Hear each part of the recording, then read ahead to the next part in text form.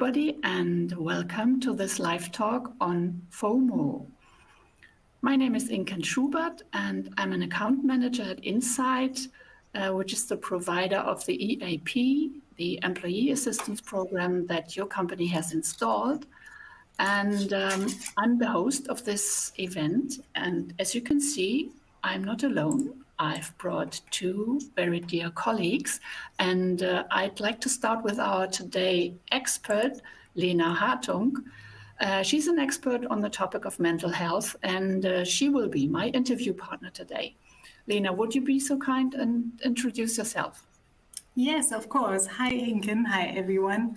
My name is Lena Hartung. I am a psychotherapist and specialized in CBT, which is cognitive behavioral therapy. And here for INSITE, I do, sessions on various topics such as expert coaching with people in leadership roles, but also clinical coachings, counseling in crisis situations. And also I have the pleasure of doing this kind of thing where we talk about various topics in live talks or in webinars. And I'm looking forward to today's topic, which is FOMO. Yeah. Thank you, Lena. And I'm very happy to welcome Nora. Nora, would you like to introduce yourself? Yes, thank you very much, and welcome from my side as well. I will be overseeing the chat today. You can put your questions into the Q&A box, and we will try our best to answer them. Of course, you will remain anonymous while doing so, and only we will be able to read the questions, meaning that no other participant will be able to read them. We will try our best to cover them. If the questions are a little too personal or too specific, we might refer you to the EAP counseling services that we offer, but otherwise we will try our best to answer the questions. Thank you. And I have prepared some questions as well. You will see this live talk will not be a scientific lecture, and of course it cannot replace an individual counseling. We just want to talk about it. We just want to give you some ideas, some impulses on the topic, and make you think about it, and in a very, very easy approach. So, well, let's get into the topic on FOMO. FOMO has become a quite popular term during the last, I'd say, 10, 15 years. I think it came up in the 2010s roundabout, and I'm wondering why this is getting so important for society and for every one of us. And Lena, I'd like to start with a very open question, and this is, what is FOMO and what do we know about FOMO? Yeah, sure. Well, FOMO is, as we probably all know, an abbreviation of the words fear of missing out, right? So, and this could be in the case of many settings, I guess, where on one hand, there might be social media posts that you see and you can't partake in certain parties, possibly. And on the other hand, there might be meetings from work where you can't partake because you have something else going on. And you might be thinking, maybe I'm missing like central information. What should I choose, basically? Mm-hmm. And so behind that, there are a lot of like different types of fears, you could say. It could be a fear of losing by comparison, for example, that you see yourself comparing yourself to other people, whether you might feel like less of a group if you miss out. You could also say there might be a fear of rejection. Why have they not invited me to this? But also you could say it's a fear of losing control, where if you are not part of a certain meeting, you might be, as I said, missing information and therefore might not be part of the decision-making group in some instances.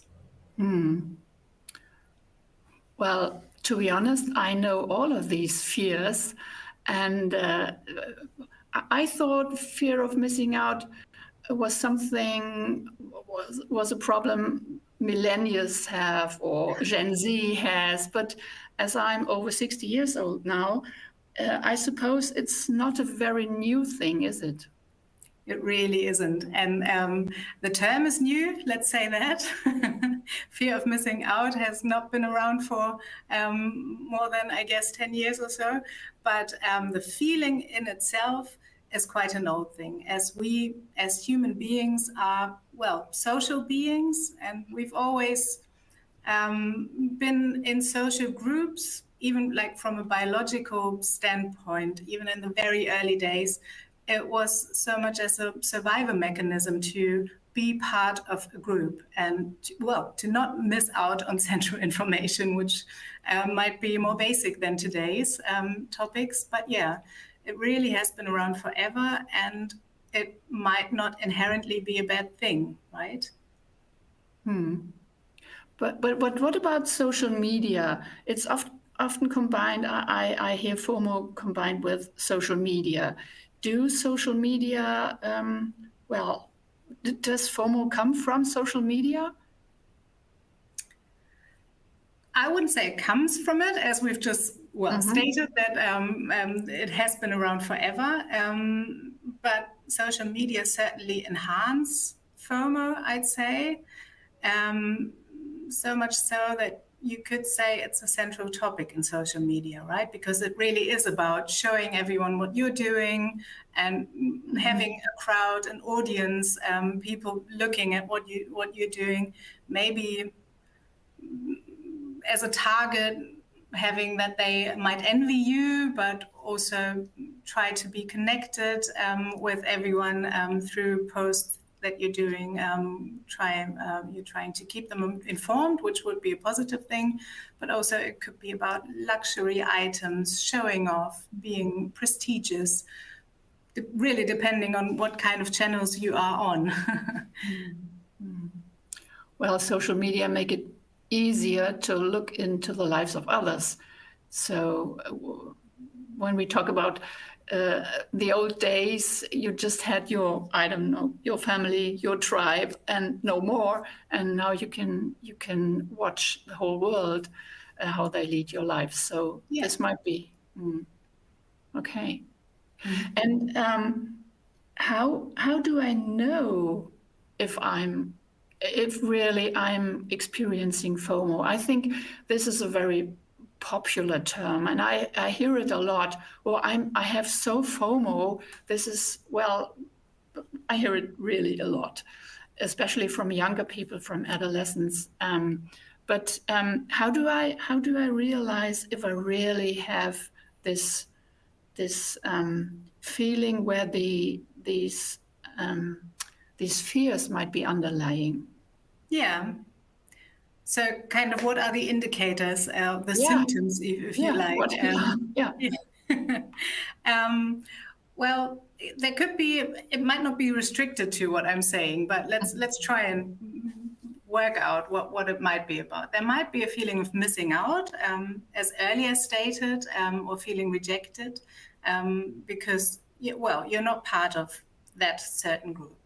Also, there might be a higher social media use when we talk about the certain social media type of FOMO, where you just can't switch off, or you constantly check your phone even while you're doing something.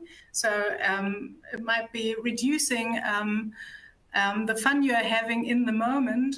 I don't know, having dinner with friends and checking out your Instagram feed as you talk to them and seeing that other people are at a concert. And, you might start comparing the situations in a way. Also, possibly not enjoying the moment, if we stay with the topic of going for dinner or something.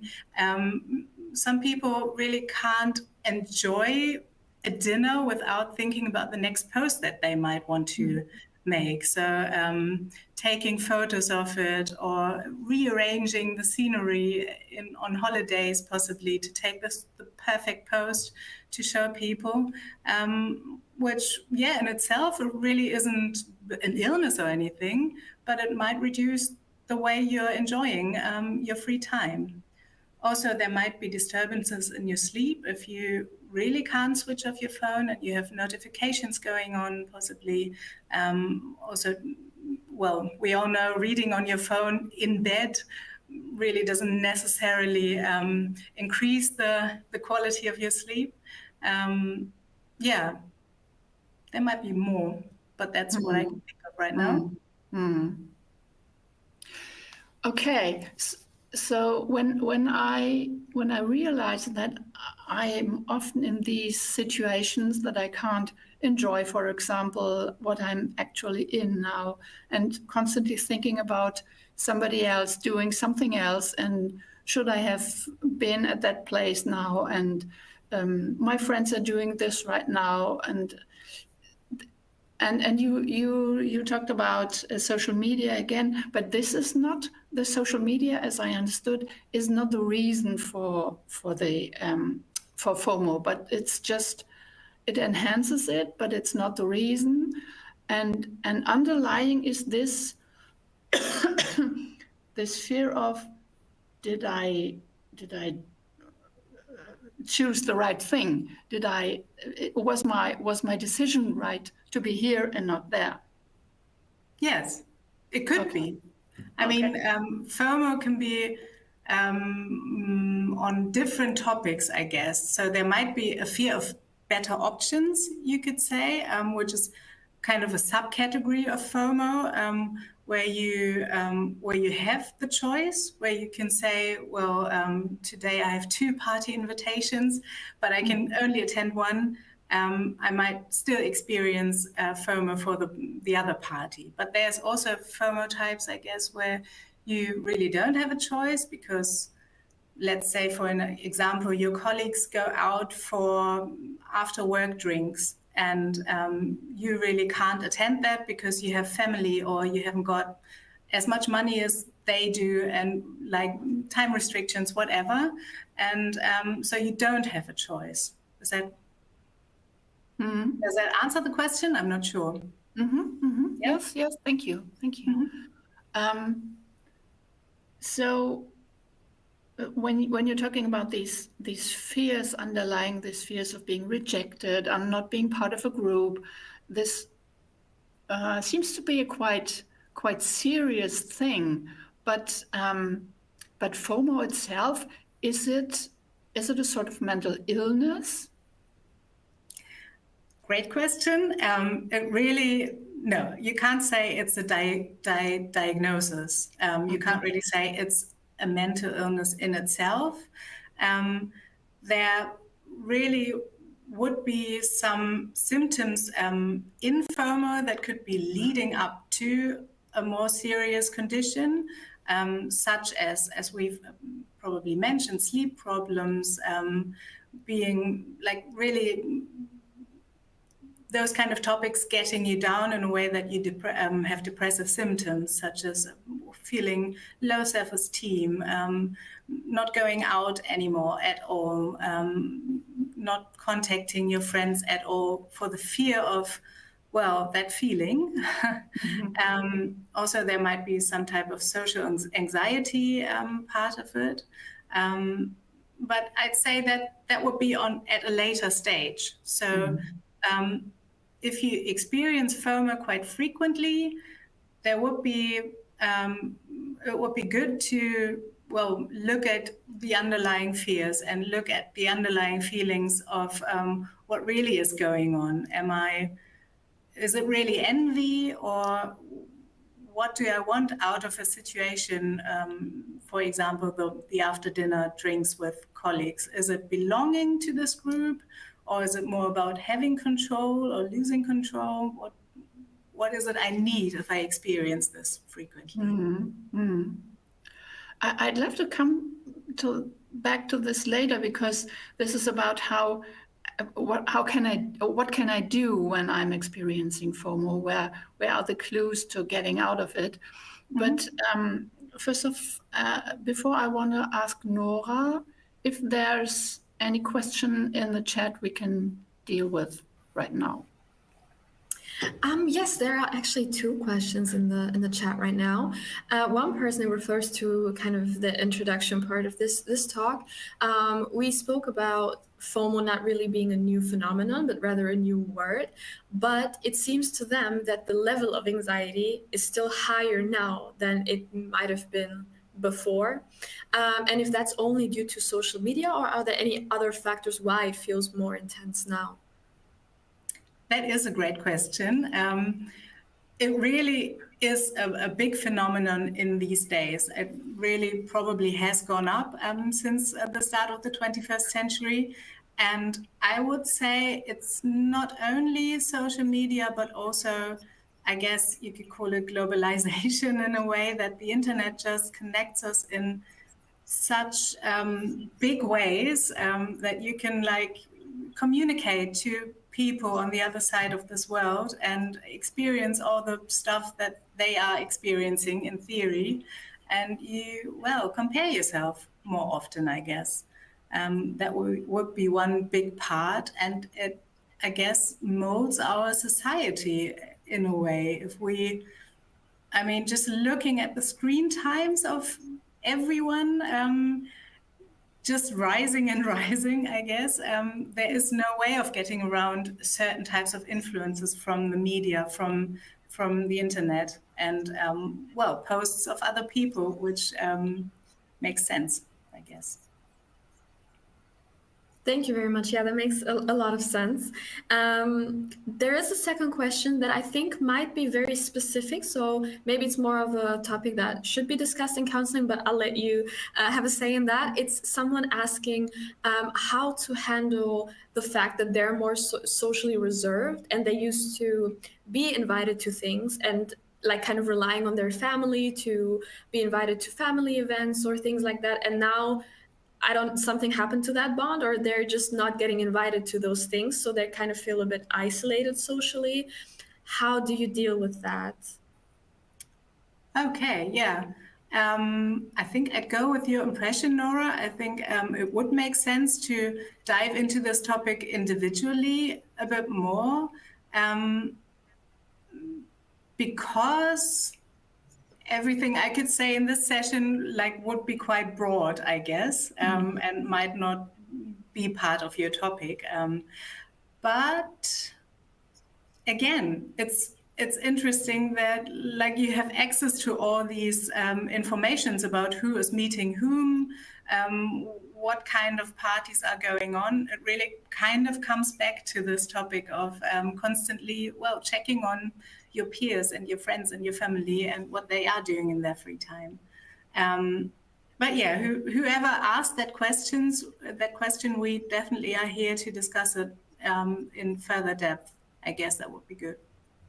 Mm-hmm. Mm-hmm. Thank you. I think that's it for now for the questions. Okay. Thank you, Nora.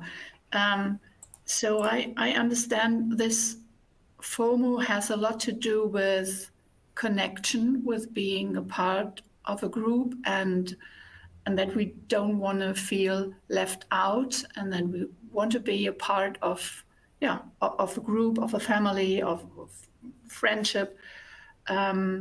So this seems to be very, very important, or the underlying desire. Yeah. Okay. And can you say who are the people who suffer most from FOMO? As we said before, it won't be exclusively millennials and Gen Z and younger people, but is there a special type of person who's very likely to experience FOMO? Yes, definitely. You just kind of restricted it while asking the question. I guess it really, one target group of social media definitely is young adults and teenagers, because they have just grown up as, digital people, I guess. Yeah, even like 20 years ago, this world was a completely different world, right? But also, obviously, it's not restricted to that. There are a certain group of people who have, you could say, maybe lower self-esteem as the general public, and who tend to compare themselves more and maybe not be as grounded and centered in themselves, and therefore like strive towards topics or activities that others might have.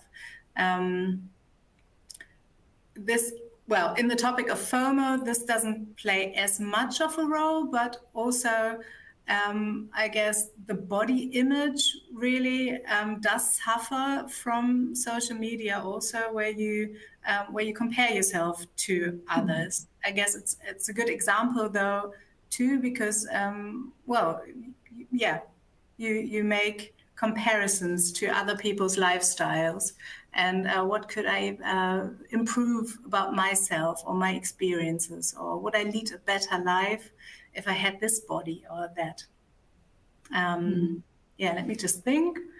Also, well, if you consume a lot of this information and just spend a lot of time on social media, and that doesn't mean you're a teenager, it always kind of puts you at a risk, I'd say. If you switch it off, it would be an estimated guess that you'd be feeling less FOMO.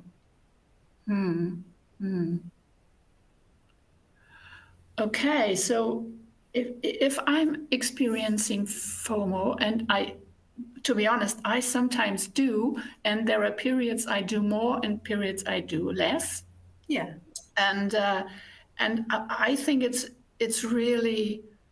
a very tiring thing, an exhausting thing, because you're constantly looking what are the others doing, and shouldn't I be doing the same thing? And this is really exhausting, and it would be nice to come out of this state. What could you recommend? What can I do? What might be helpful if I experience FOMO, to reduce it and to handle it somehow? Yeah. First of all, I feel you, Inken. We all do, I guess. We all experience it. And so that's a good thing to dive into. I think the first part of my answer to this would be to really face your fears. Like, look into what is going on. Why am I feeling this way? Am I worried about being rejected? Am I afraid of not belonging? What's going on? Do a reality check maybe. Am I really not part of this group because on Tuesday evenings I can't go out drinking with them? Or what do I bring to the table in this group setting? Maybe they like me for different reasons than always being available. One example. Also,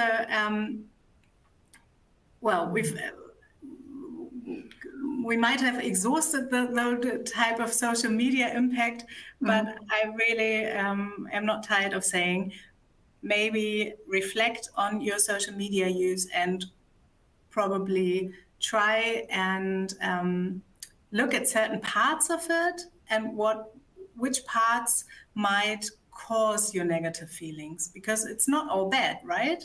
You might want to even change the people you so-called follow on Instagram. If you really like constantly feel like you're missing out on all these luxury cruises or whatever, it might be a good idea to do a spring clean out and maybe unfollow some influencers who really have this as their main point. Focus on yourself and your own needs, I'd say. What do I want from life? Why am I feeling like I'm missing out? it could, in a way, FOMO could be used to understand your own wishes and goals. It's like even envy. It has a bad reputation, right? You should not be envious. But in a sense, you could understand it as a motivator, as something that makes you strive towards goals that you that reflect in your Instagram feed or YouTube or TikTok or whatever. Yeah. This makes me think of a situation I had last week. Exactly what you said. Focus on your needs.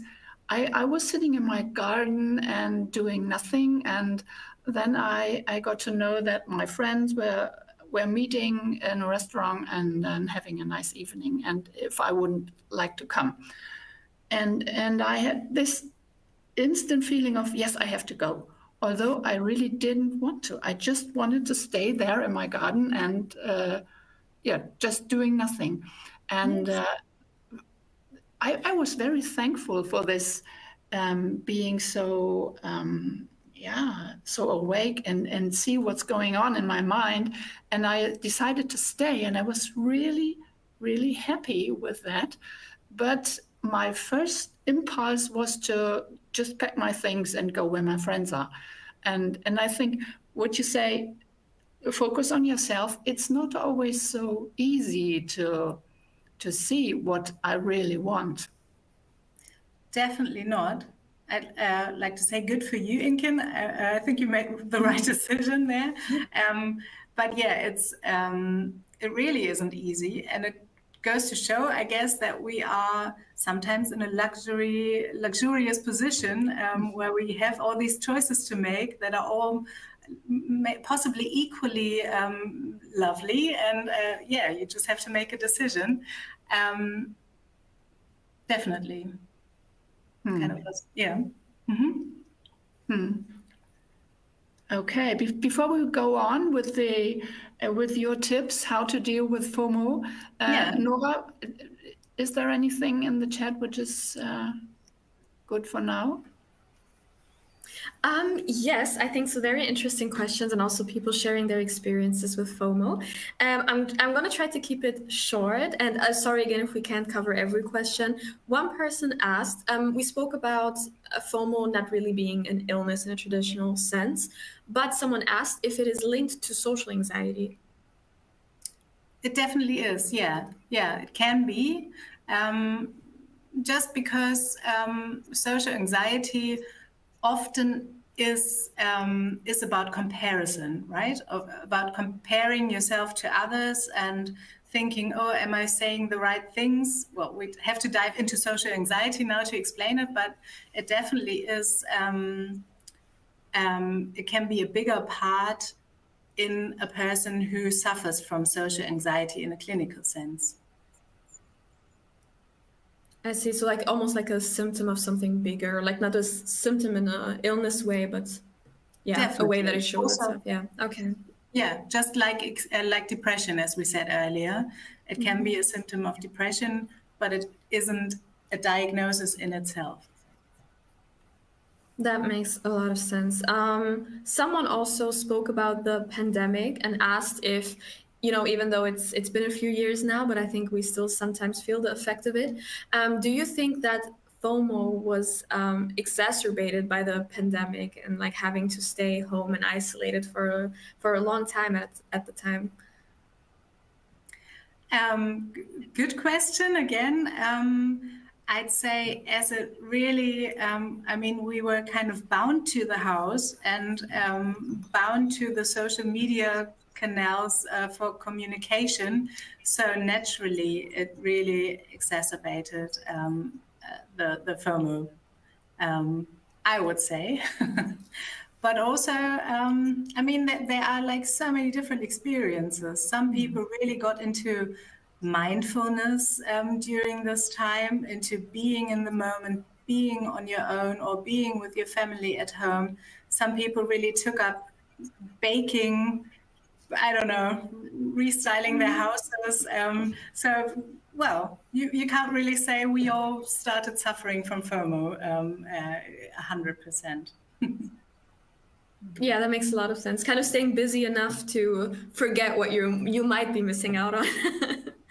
Yeah. Okay. Thank you very much. Okay, thank you, Nora. Yeah, thanks. So let's go on with this. What can I do? What are your tips? What can I do when I'm experiencing FOMO? Yeah. What I just said about mindfulness, that is really a great tip as well in like trying to work against FOMO, I guess. Also going back to we talked earlier about just thinking about posts all the time. If you instead try and focus on what you're doing right now, what you're doing right here, as you said earlier, staying in your garden, on your balcony or the couch or whatever, and like just taking that decision not to go out, that might really help. Just like in a mindful sense, switching off your phone, maybe even an hour before bedtime, just really getting into your own zone and having a disconnected evening, you could say. Also, well, it would be advisable if you really have a strong sense of FOMO, that you try and strengthen your self-esteem. This is easier said than done, obviously. I mean, in therapy, we work for months on self-esteem, right? But like, that's obviously one thing you could do. You could go into therapy if you think there's like a deeper part of this and you really are experiencing symptoms that are deeper than FOMO. But also you could call us, give us a call, and even like try and reflect on what's going on, what am I feeling, why am I experiencing this urge to always check my phone, right? I'm kind of also, there could be ways of like communicating to the people you are close to that you are not available for some hours of the day. Not even that much for them and having them informed, but more so for you and getting yourself some time off the screen and like not thinking about, oh, should I be available right now? That would be a good thing. And also, if you think it's going more towards an addiction, which obviously makes sense as well if we talk about serious diagnoses, there is such a thing as media addiction, and you can get help for that. There are great resources on the internet. For example, media addiction, if you look at that.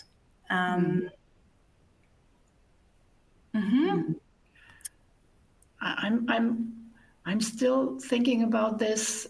What you said, I have to take a decision, and in connection with this self-esteem, because this is what I sometimes experience, that I don't dare to take a decision because I'm feeling, well, I don't trust myself, and I don't think that my decisions are right, and that there's always this, or sometimes there's this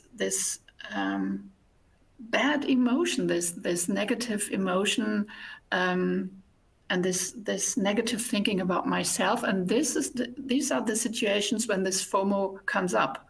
So I think this is really crucial, this self-esteem. But well, as you said before, it's easier said than done, I suppose. Yes.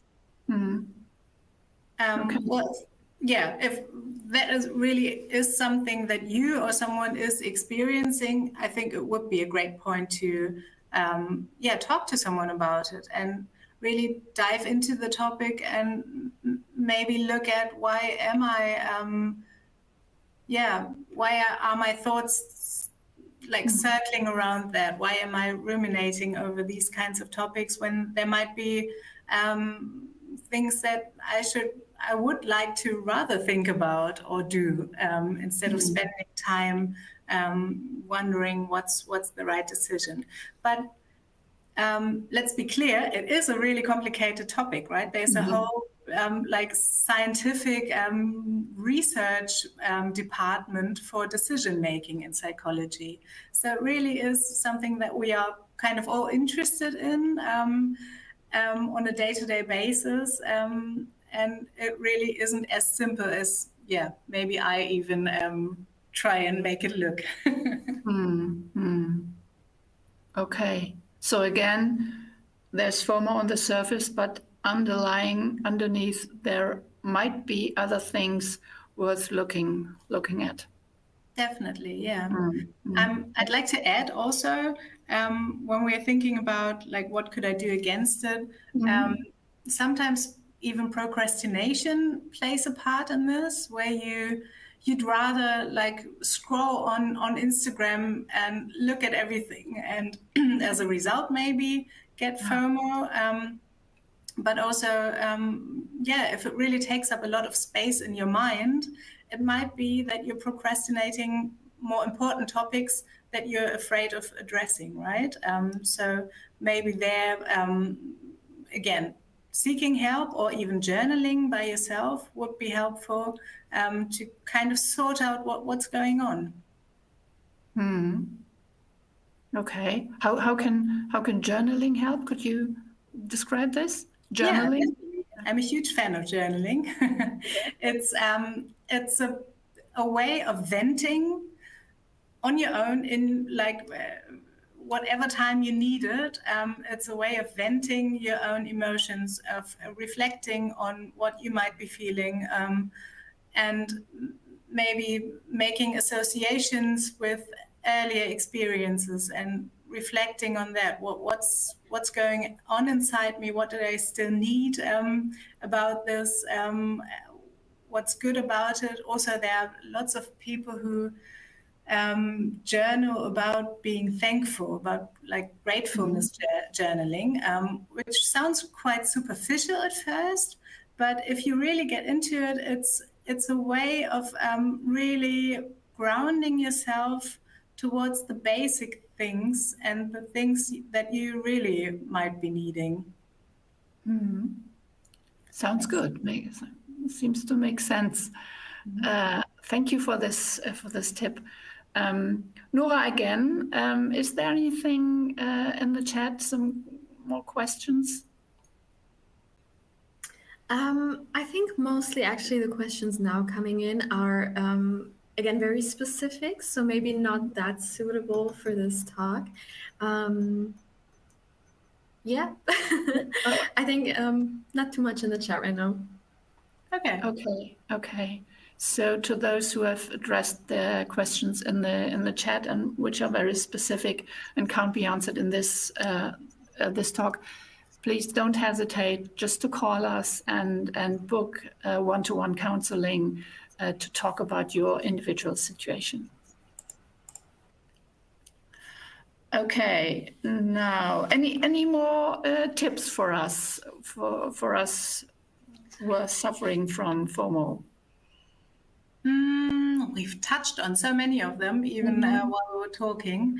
There are great resources out there to even like limit your screen time, I could say, if we like stay with the social media part of things. Also, it could be really rewarding, a bit like you said earlier, it could be really rewarding to keep beautiful moments to yourself. It's like, it could be a whole movement in your life of making secrets of the beautiful parties you're having, or great dinners you've prepared, and very consciously keeping them from the public eye. That's great. I had such an experience the last weekend when I went to Stockholm with my family, and it was so great. It was so really mesmerizing, fascinating city, and I made thousands of photos, and then I thought about putting the photos in my WhatsApp status, and I didn't. And I really enjoyed it. I just didn't. No, this is my moment, and I won't share it with anybody. And there was such a great feeling to have this secret. Yeah. Yeah. Yeah. Not today, WhatsApp. Yeah. Nora, are there any questions? I actually just wanted also to touch on what you just said. I think when you mentioned like mindfulness or the gratitude journal, like what I've noticed, especially when being on social media a lot, is if you also like when you're really present in what you're doing, like genuinely, and just focus on that, and just take time to do what you want rather than trying to keep up with others. I feel that eventually it's really not in your mindset to worry too much what others do, because you're just content in doing what you're doing. That doesn't mean that you never think about what others do or that you don't fantasize about doing something else. But I think it's really that desire to look outwards constantly that makes you feel like you're constantly lacking something no matter what you do yourself. Definitely. Very well put. Yeah. Yeah, thank you. Sorry, I was just thinking about that while you mentioned your trip to Stockholm. Yeah. That's great. Thank you. Okay. There is like maybe one question that we could touch on if it's not too specific. It's someone saying that how do you deal with FOMO if it's due to maybe low energy capacity on your side? So like maybe you're dealing with chronic illness and it just prevents you in general from maybe being as active as you would like to be. Mm-hmm. Yeah, that's a different part of this topic. As we stated earlier, it might be somewhat of a luxury kind of topic. But as you said, having a chronic illness and not having as much energy, well, again, as you said, it might be a bit too individual. So it would be good maybe seeking advice. But what I'd work on from a CBT kind of perspective, I guess, would be radical acceptance in a way that, well, you don't, how do I put this? You don't say, well, why is this happening to me all the time? Why am I feeling this way? Why is everyone else so lucky? But rather you try and work towards a space where you accept that you're limited in some parts of your life and kind of have to move past it. Because it causes less pain if you accept some parts of your reality, which we all have to. We all have to kind of radically accept that we are going to die at one point, or that we have broken up with an ex-boyfriend or girlfriend that we still are in love with, or whatever. So everyone has their own types of fate and backlashes. But yeah, this will be, I mean, I'm trying to like talk about this in a broader sense, but I think this will be a great topic for having one-on-one counseling and really getting into what's behind this feeling of missing out. Because I'm sure it's, there could be some helpful advice. Does that make sense? Yeah, thank you very much. Definitely, yeah, because I think it's very important to touch on. As you said, it's like almost a luxury problem to have FOMO, but also like bearing in mind that there might be people who just don't have the choice in the first place. Yeah. To add to what we said before that question, someone added something that I think is very interesting. They said if you heard of the joy of missing out, and it's meant to counter FOMO. Instead of fear of missing out, it's joy of missing out. And they're trying to reframe that mindset by telling themselves that taking time for myself should be a joy and not a fear, which I think is very nice. It is beautiful. It's almost poetic in a way. And it kind of touches on what you said earlier, Inken, about that feeling of, yeah, very consciously making that decision of missing out, right? So JOMO instead of FOMO. Exactly. Okay. Now, what else? When I prepared for this talk, I sometimes came about this thin borderline between a FOMO, fear of missing out what's happening somewhere else, and what you said before, this envy or being jealous, or not only things that are happening, but maybe things other people have, for example. Is there a connection between this? You mean as in materialistic kind of envy? Yeah, yeah.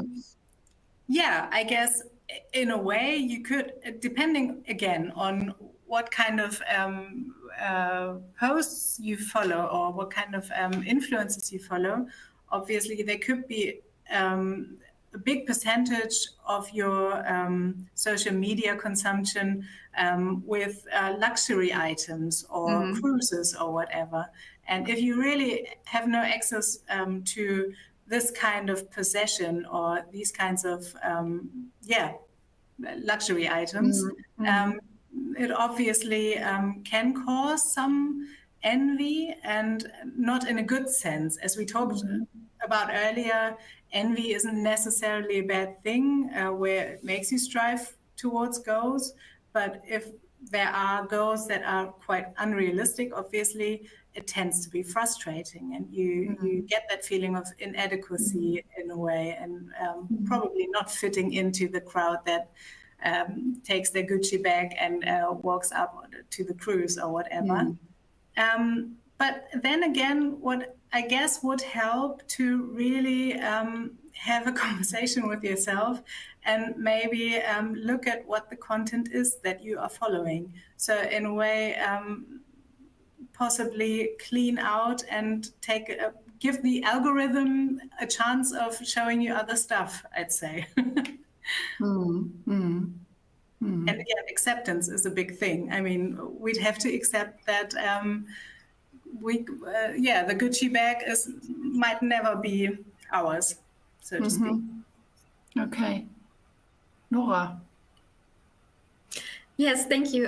Because we were speaking about acceptance, and specifically also in connection to being chronically ill, for example, radical acceptance. I know it's a broader topic, but someone asked if there are any specific exercises that you can do to practice radical acceptance.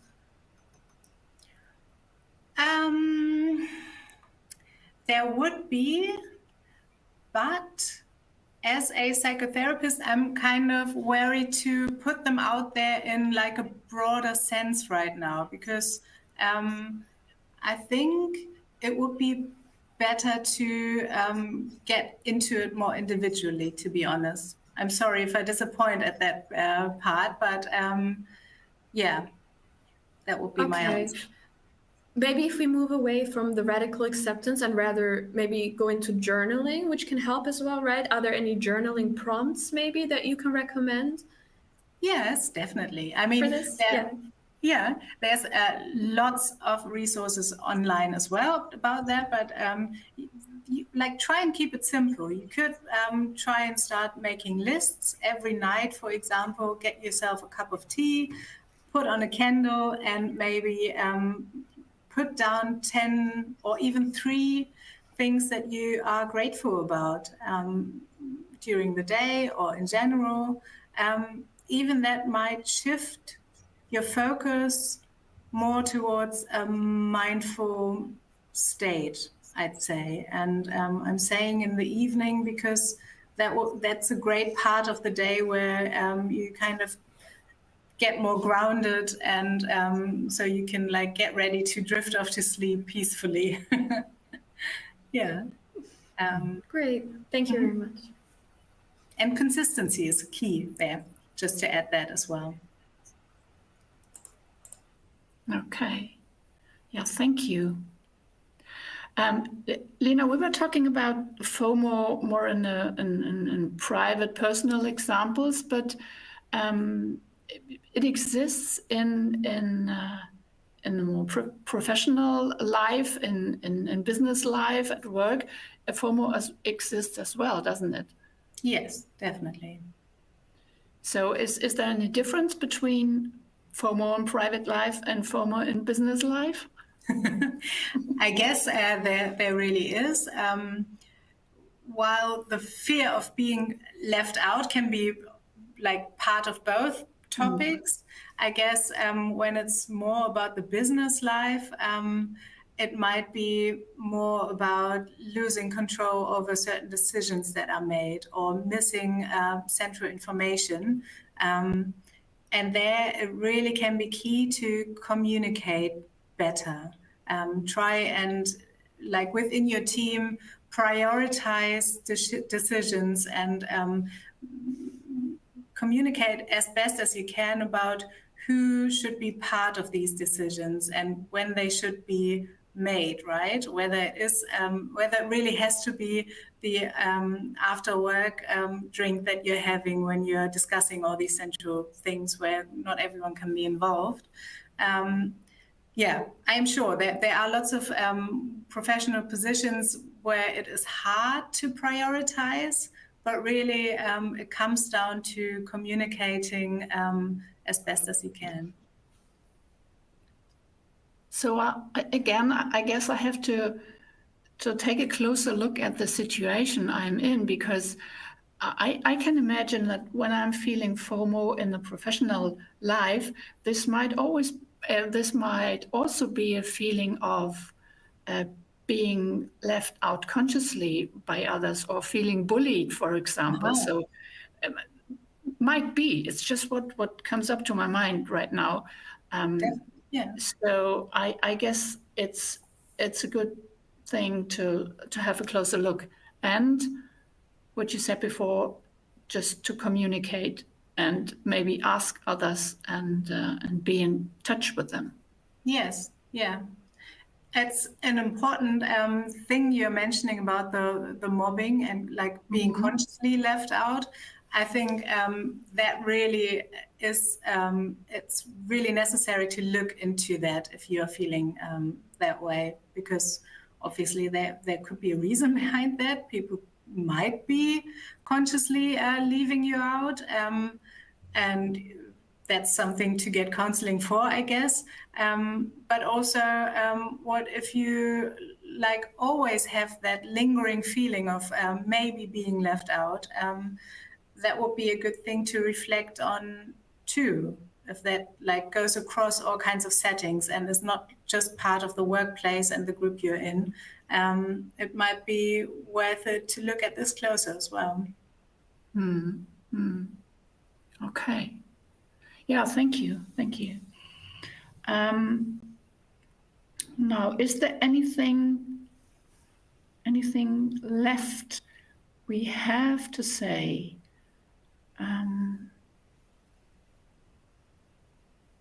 What about, just one question coming back to this social media, what about offline times?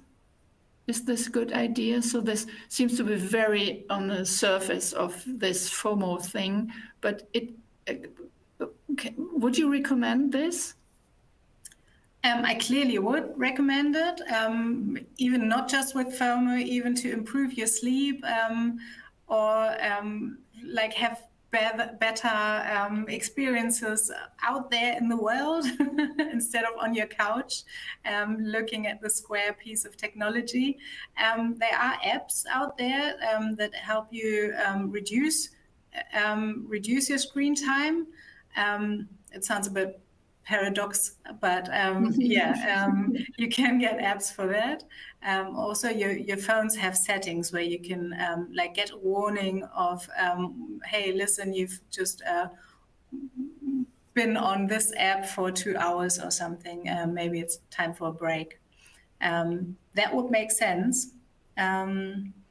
Also, you could allot yourself certain parts of the day where you could just very consciously consume social media or be online, and then have a ringtone and go out there. definitely.